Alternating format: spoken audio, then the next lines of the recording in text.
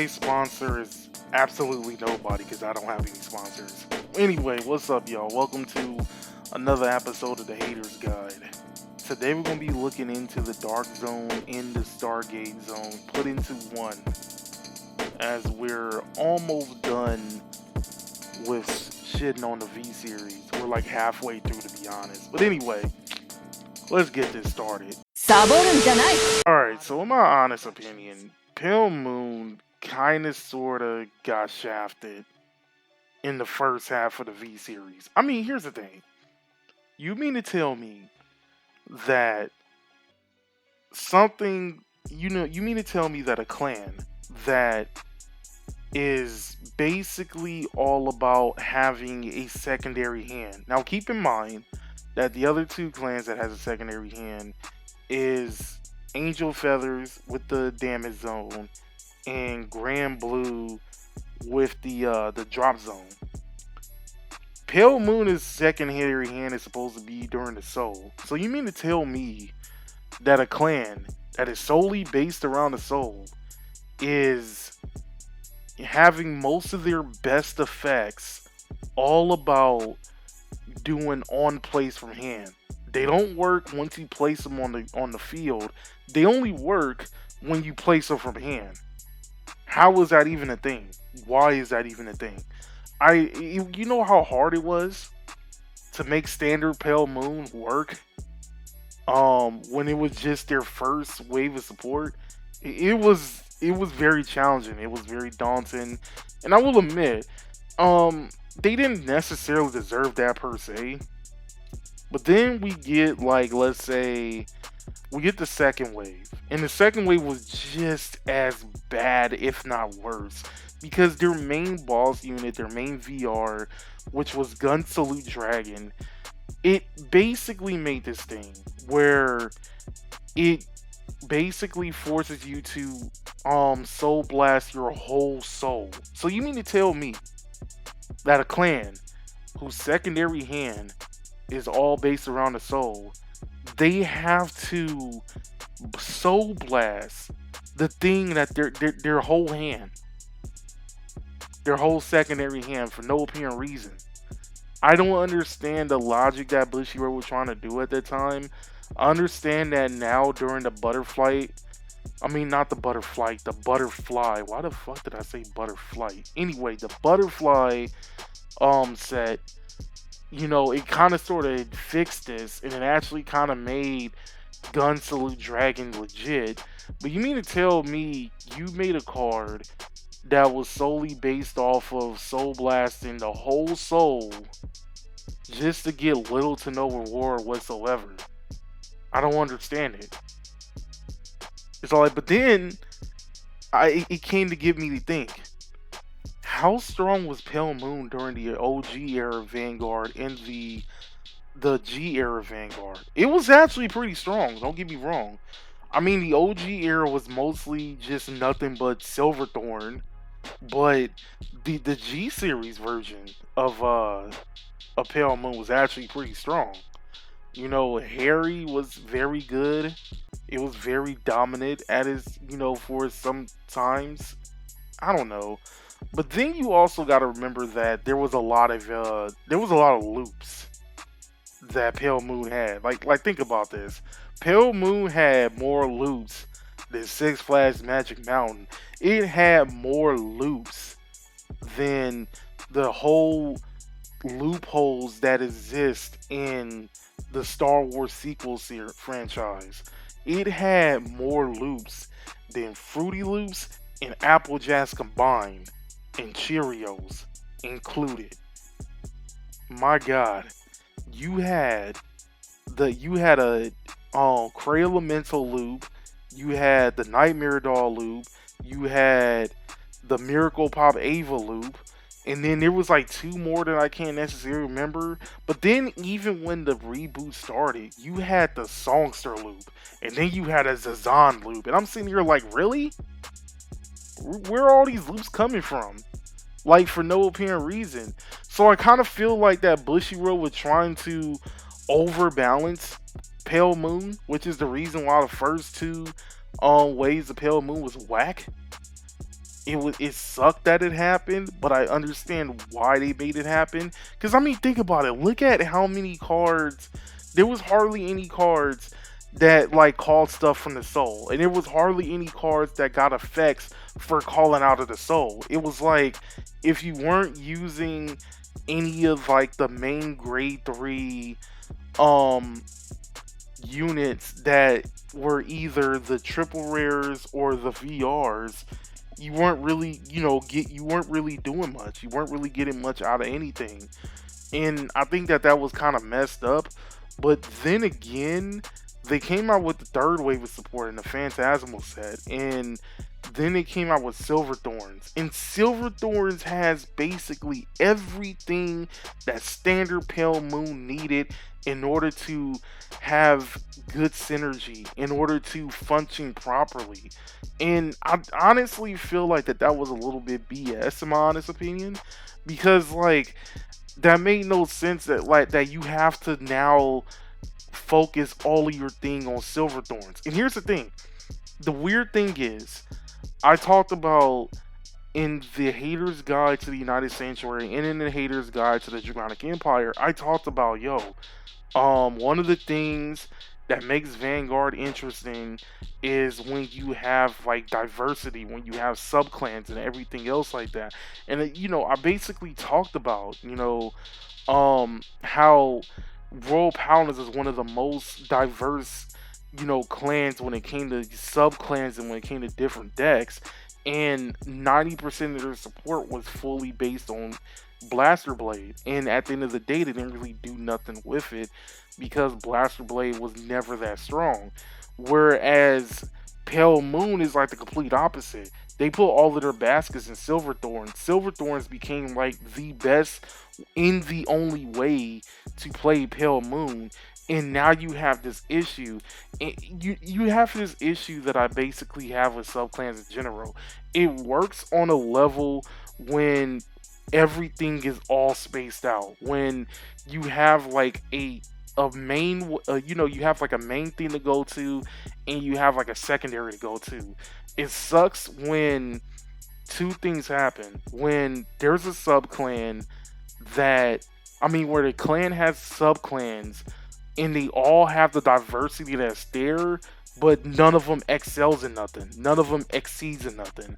But then you have Pale Moon, for a prime example, that has Silver Thorns, that all of their eggs went into the baskets of Silver Thorns, and everything that all the other, everything that should have made Pale Moon diverse isn't there.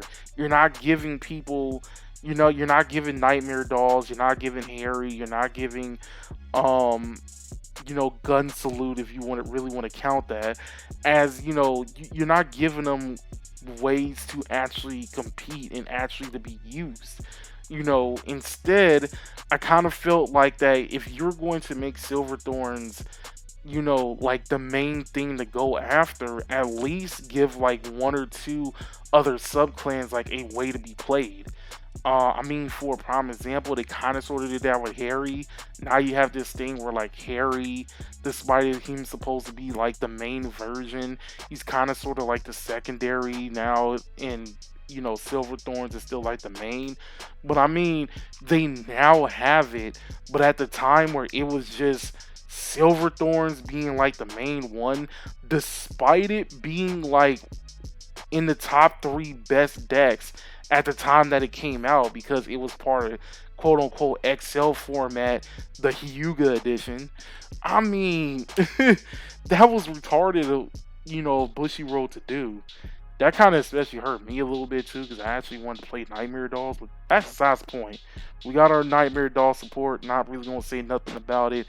It's a little bit more diverse compared to how it was back in the day, but I kind of feel like that overall Silver Thorns has the better support, so we're just gonna leave it at that. Overall, I feel like that everything bad that happened to Pale Moon in the V series is basically because of all of the loops that happened throughout the G era.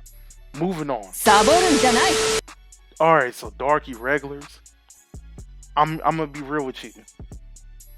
Darky Regulars, I used to love in the G era. I used to love it in the V. I used to love it in the OG era of Vanguard.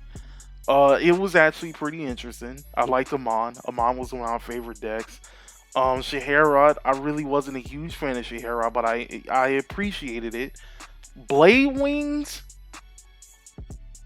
I was 50-50 with Blade Wings, I will admit that. And the only reason why I was 50-50 with Blade Wings was because of that one format where they were tier 1.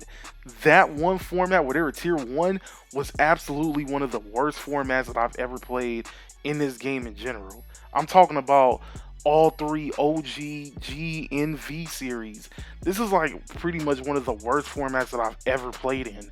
And this was because like Blade Wings was an endurance deck. It was like when you think you were about to win, they will pull some BS out of their own ass and reset the deck and still somehow be winning the game.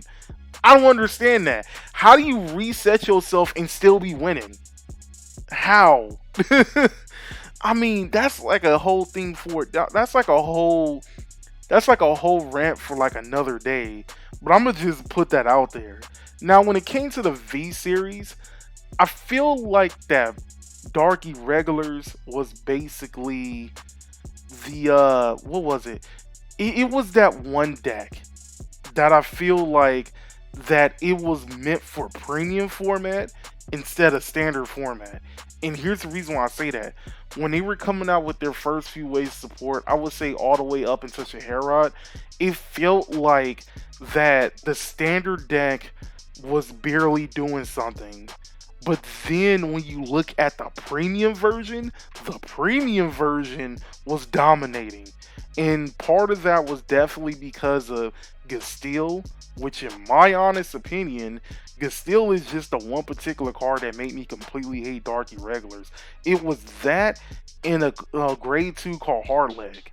Hard Leg forced you to guard with 3 cards in hand each time one of the units attacked. I felt like, in my honest opinion, that was completely BS, and I understand. Like, I remember, like, I was talking about this to some of my friends, and they were like, it's not that bad because you have to get like X amount of cards in it, so you have to do all of this setup in order for it to work. Which, okay, the whole setup and everything else, I completely understand. You have to do this whole setup, and you have to go through all of these loops and holes in order to get it. But there's no other card in the game, in the full-blown game, that forces you to guard with 3 cards per attack. Okay, so you have, like, let's say you have Noodle from Murakumo, like the Stride Noodle, and when the Vanguard, not the rear guards, the Vanguard attacks, you have to ditch out 5 cards minimum in order for you to do it. Now keep in mind that this is the Vanguard attack, a Vanguard that does not restand. If it restood, that would have been a whole different story. But this is a Vanguard that does not restand.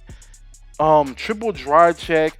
There's no cards in Murakumo that can give them an extra dry check, so it's not completely bad. But this is a card that forces you to put 5 cards minimum if you're guarding from hand, just to guard a single attack.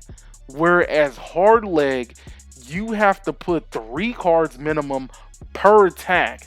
Now, if it was 3 attacks, it would have been understandable. But Darky Regulars, at that particular time when Hard Leg came out, did more than 3 attacks. It did 4 to 5 attacks minimum. And some of those were Vanguard attacks as well. That's what made it even more retarded, in my honest opinion.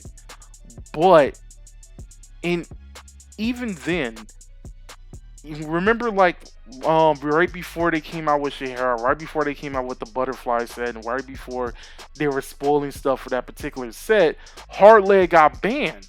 Hard leg got banned and everybody was trying to figure out why.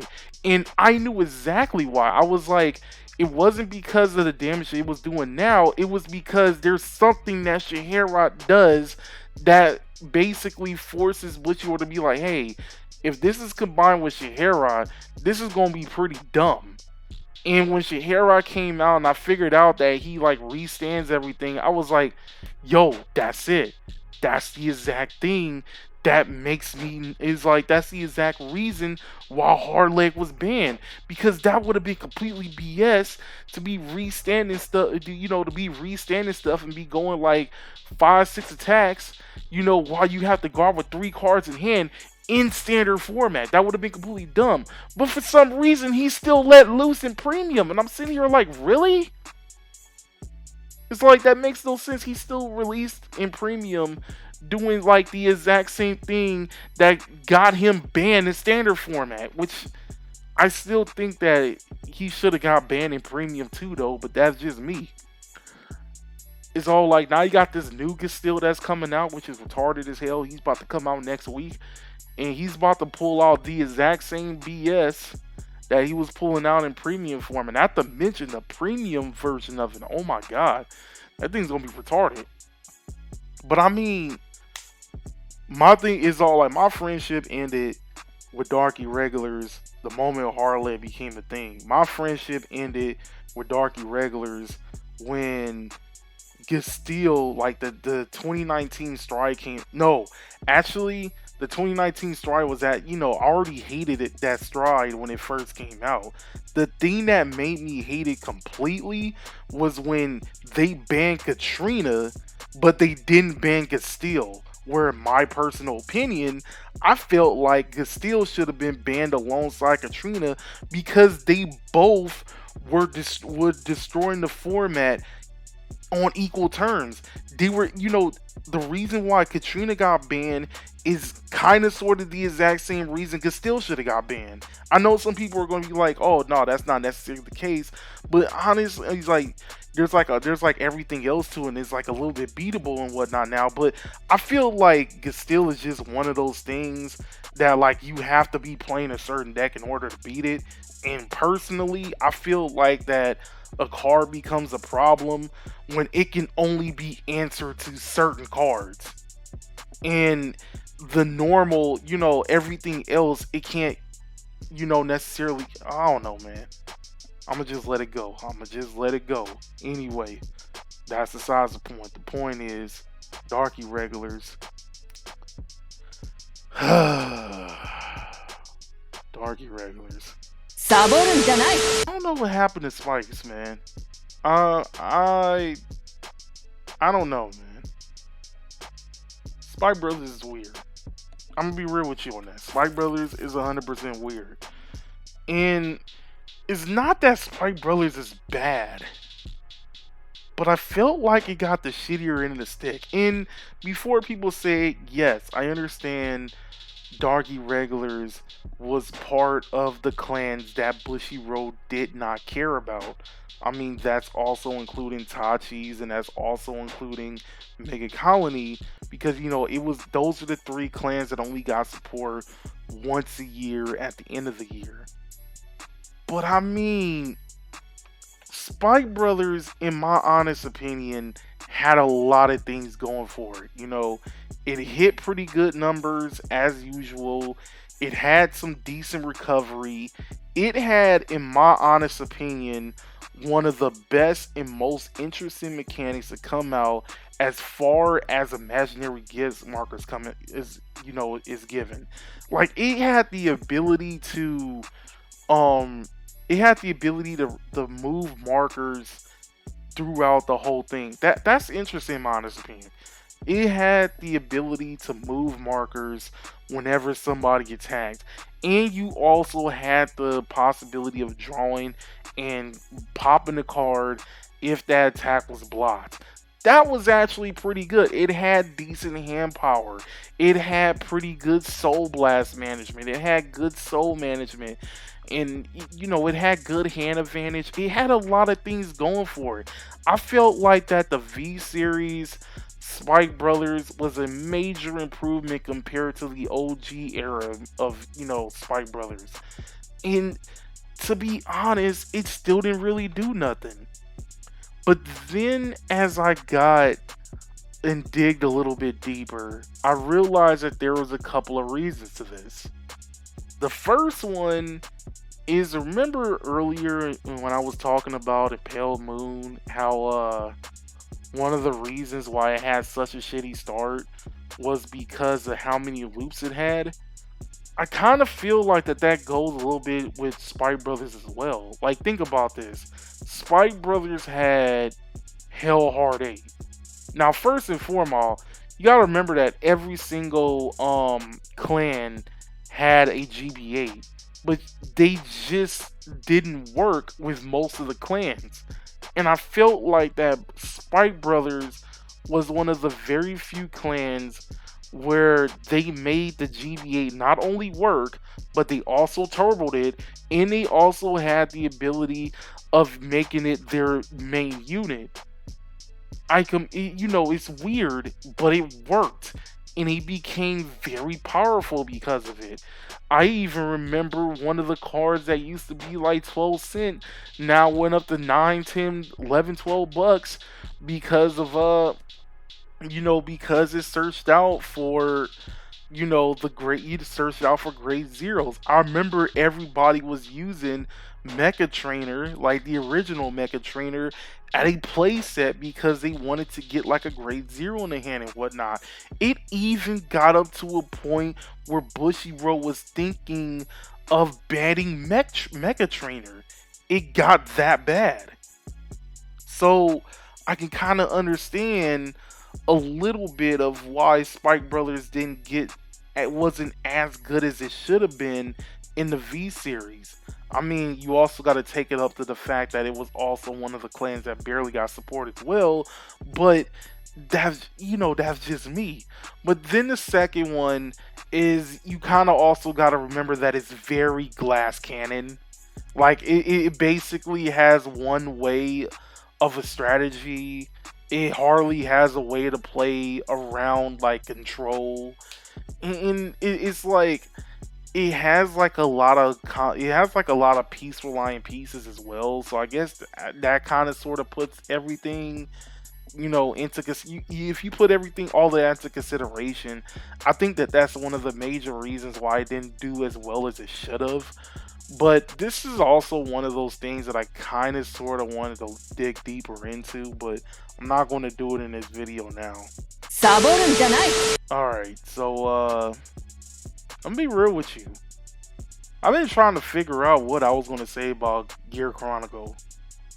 Like, I really was trying to figure out what I wanted to say about Gear Chronicle. Because let's be real, Gear Chronicle was one of my all-time most hated clans in the game.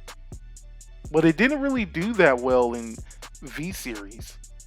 And I completely understand why. I mean, have you seen how dominant this clan was? It was one of the very few clans in the game to, on a consistent basis in every BCS, always be in first place. If it's not in first, it's somewhere in the top 3. If it's not in the top 3, it's definitely in top 8. But there was rarely ever a time when Gear Chronicles was not in the top 8. There was rarely ever a time where Gear Chronicles is not in the top 3. There was rarely ever a time when Gear Chronicles did not make first place on a consistent basis. This even got up to a point where people started playing grade 2 lock decks, grade 1 lock decks. We started getting up to a point where one of the major reasons why it never won Worlds is because of either some grade lock BS, or is because it got outshined by something when it wasn't at its strongest peak. I mean, you mean to tell me that a deck that allows you to get multiple turns almost instantly get multiple turns, have everything to combat every single deck in the game, where it hardly has any weaknesses whatsoever, where it always got support to the point where some of the clans, such as Mega Colony, Tachikaze, whatever other clan that really wasn't that powerful, that Bushiroad didn't really care about, all of that support went to Gear Chronicle. One of my major reasons of hating Gear Chronicle, outside of the fact that it was consistently topping, was due to the simple fact that there was clans that needed support, that needed the support in order to, continue playing the game, that needed support because it was so far behind, never got it. But every single time we get some type of new thing, we always get some type of new booster box and everything else, Gear Chronicle's name is right there. Yes, I understand. Gear Chronicle at that particular time was supposed to be the main character's clan.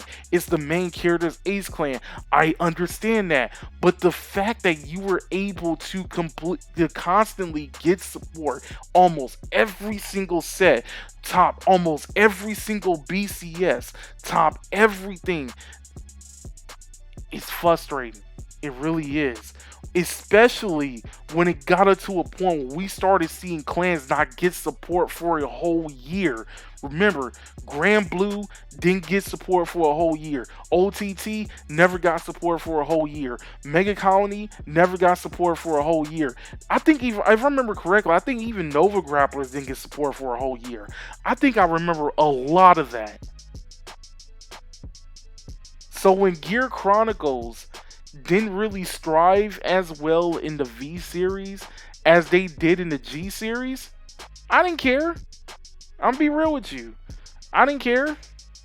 I know a lot of people didn't either. And it's pretty sad. It is pretty sad that they didn't really strive that hard in it. But I'm gonna be real with you. Did not care, not one bit. The only time I actually really cared, in my honest opinion, was when the Switch game came out. I forgot, whatever the Vanguard Switch game that came out, the one that came out on the Switch and the PS4. I don't remember the name of it for some reason. But when that came out, I felt a little bit bad because Gear Chronicles is one of the very few clans that, in my honest opinion, only had one wave of support, while you had like a lot of other clans have 2 waves and everything else like that. But I mean, outside of that, I didn't really feel like that much. I didn't really care that much that it really wasn't as striving and it really wasn't as strong as people thought it was going to be. Alright, now moving on to the Stargate clans. Start off with Nova Grapplers. Well, I'm gonna be real with you. Nova Grapplers, in my honest opinion, had the worst start out of any clan in the game. I'm gonna be real with you. Like, it had a very bad start. For one, it was an XL clan among Force clans in the very first set of the game. Well, actually, 2 Force clans and 1 Protect clan. I forgot OTT's Protect. Well, I didn't forget it was Protect though, but like, as you know what I mean. Anyway, and Nova Grapplers for the longest time was a prime example as to how not to, design an XL clan. It was the main reason and the main prime example as to not do that. I mean, when it gets up to a point where Maelstrom, where at the time where it was just the very first wave of support for Aquaforce, where it was kind of sort of dead on arrival a little bit, when that was a lot better than what was it, the Nova Grappler, that basically says something. When it got it to a point where Tachikaze, despite it not being that bad when it first came out, when everybody who wanted to play an XL clan was going more towards Tachikaze than they were actually going towards Nova Grappler, That's definitely saying something. When you hardly seen anybody really care about Nova Grappler, when you saw everybody thinking that Nova Grapplers got shafted, I mean, that's on them. I mean, that definitely says something. I remember all the way up until Azure Dragon came out, Nova Grappler was considered the weakest XL clan in the game. I remember that. Azure Dragon did kind of save it. It didn't save it much though, but it did kind of save Nova Grapplers from being considered like the worst XL clan. But it's weird. They finally get like a few cards that makes them very good. Even God Hand being one of like the most interesting cards to come out of the game because it utilized the front markers and everything else like that. I mean, not front markers, front triggers, but you know what I mean. It utilizes the front triggers and everything else like that. It definitely says something. At the same time, it kind of went all the way down towards towards the bravery set. Where it got Victor. Everybody was waiting for Victor to come back and everything else like that. And Victor didn't really do so well. Despite that, we got Blouse, which, let's be real, everybody was waiting for Blouse to come back, and nobody would have thought Blouse was going to come back. But then Bushiroad hit everybody with a left hook. It came back. Everybody was excited. Everybody was like, "Oh, it's the return of the king," and all that other stuff. So it was pretty interesting to see that happen. But you know what? I feel like the reason why Nova Grapplers got shafted as hard as it did, I want to say it's two particular reasons. One of them that happened in the OG era, and another one that happened during the G era. The G era one was when Zubat Victor came out. Like, let's be real, Zubat Victor was dumb. Zubat Victor, I'm not going to say it felt near impossible. It felt impossible to beat Zubat Victor, but it did kind of felt near impossible to beat Zubat Victor. It was just that good. Your hand was almost gone off of each turn that they plussed off of. It was no. And then the sad thing was they had a way to give all of their units resist. So it's like if you were playing like Kagero where you can just normally pop everything off. Oh, it's not going to happen. Why? Because everybody got resist. So you can't necessarily deny Griffin them or anything else like that. And the same thing with locking the back row with Link Joker and everything else, and everything else. I mean, it's like it was an aggressive deck that had a way of getting through control decks, which is something that they kind of sort of needed, but I kind of felt like they took it a little bit too far too because of how powerful it was. I mean, think about this. This deck was going toe to toe when Chaos Breaker Dragon was at its strongest.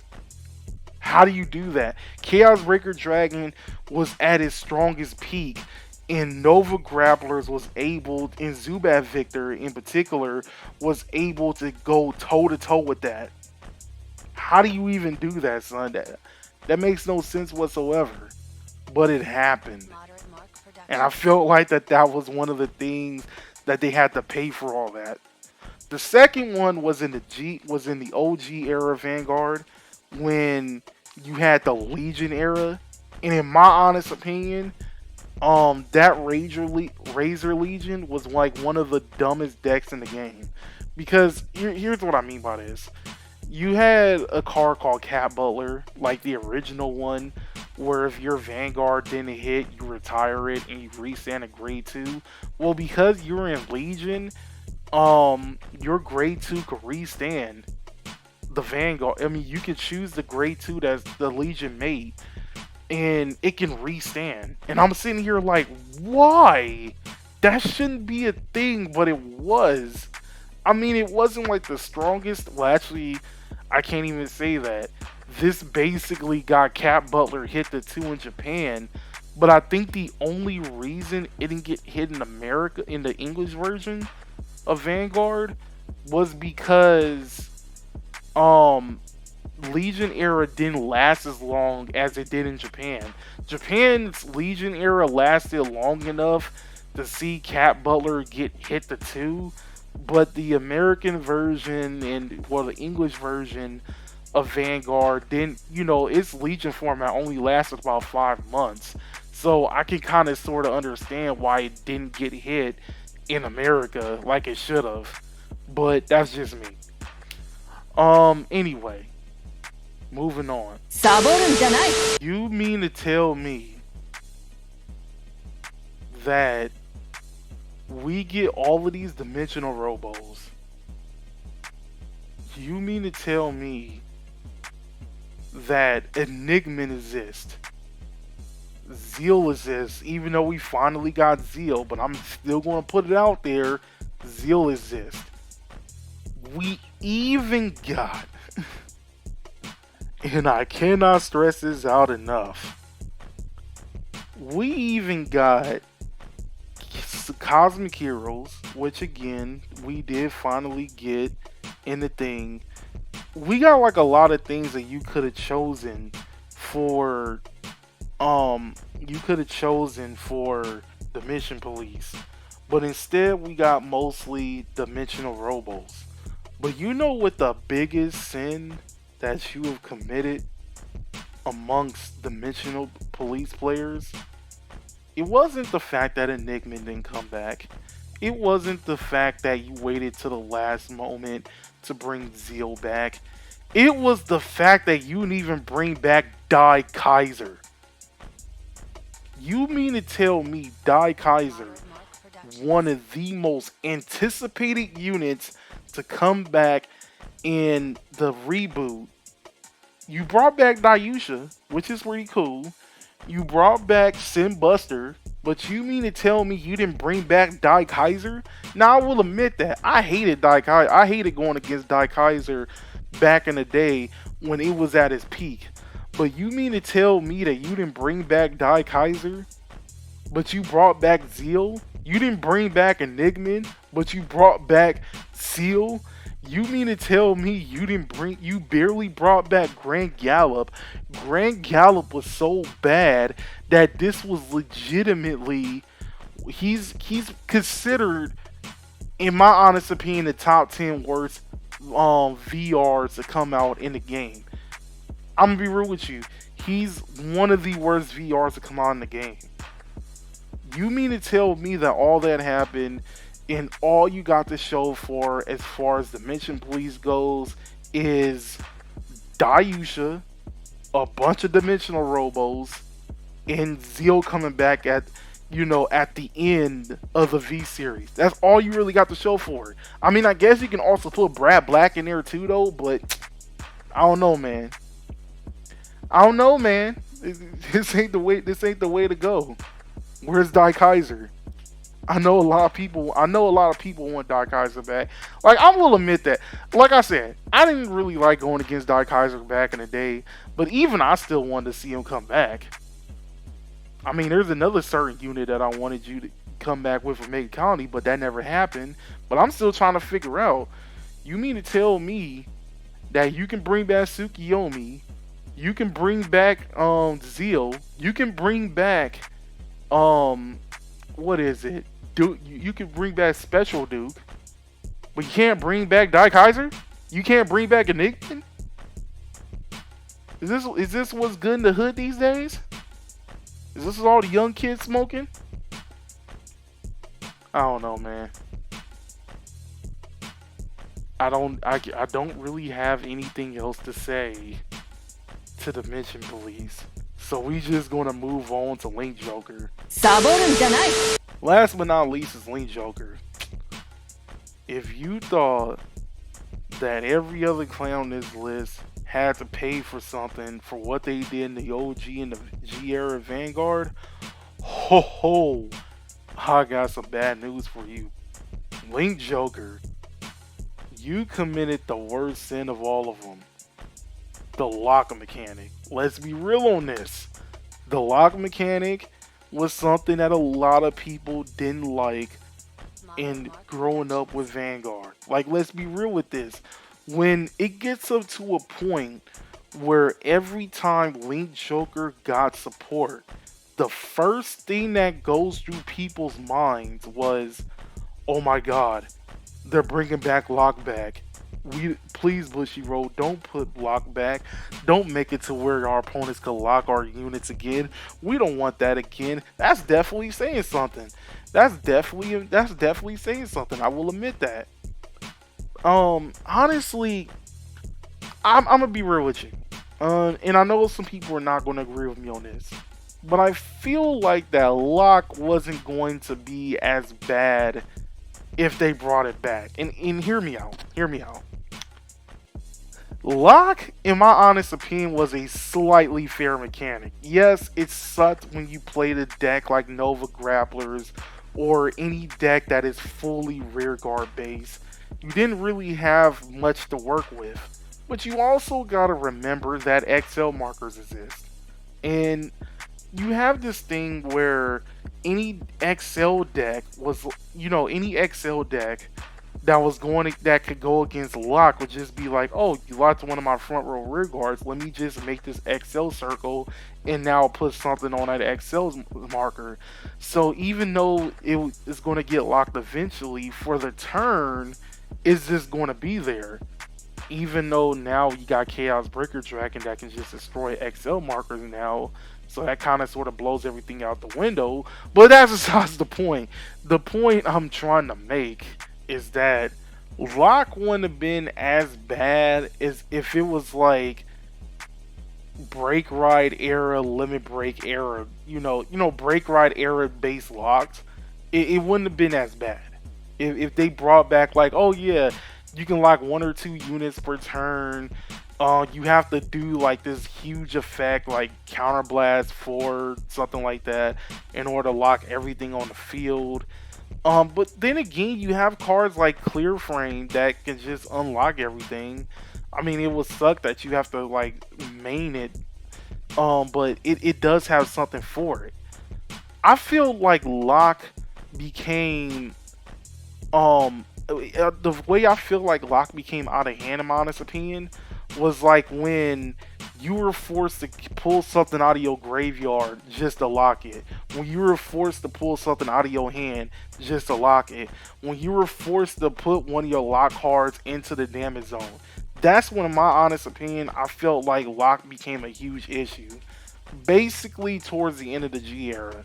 Like when we got like all the other versions of Chaos Breaker Dragon, that's when I felt like lock took it too far.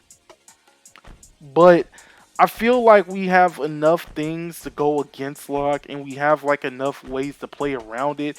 And I also seen lock as I feel like lock was like the ultimate test to become like a good Vanguard player. It was like, yo, if you can play around the lock mechanic and still win on a normal basis, you basically could beat any deck in the game. Like, that's how I looked at the lock mechanic. I felt like that was like the ultimate test.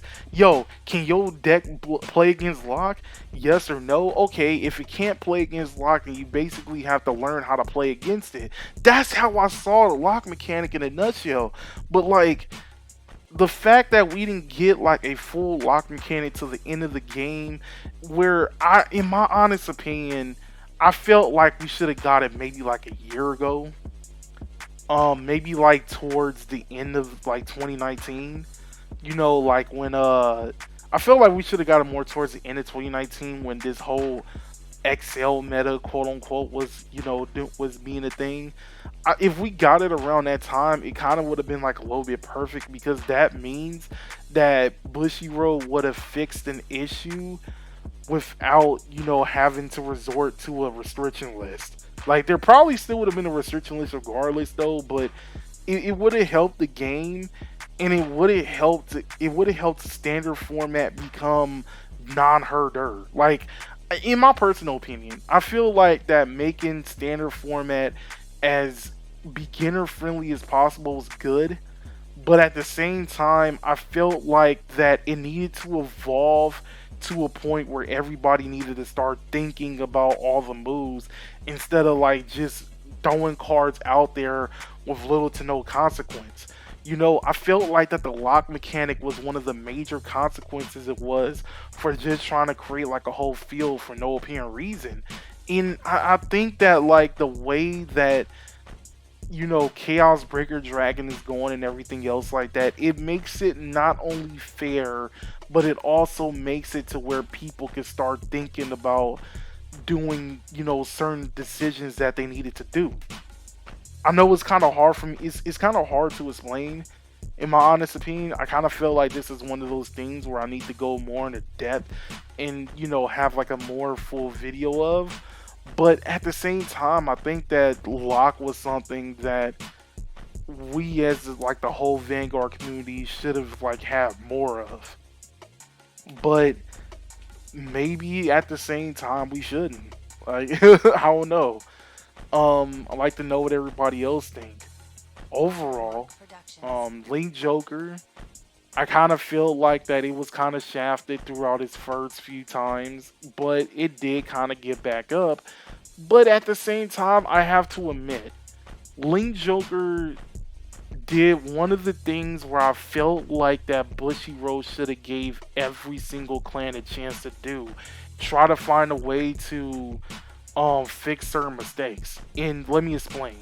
Remember when Messiah Deleters was a thing? Like remember when that was a thing?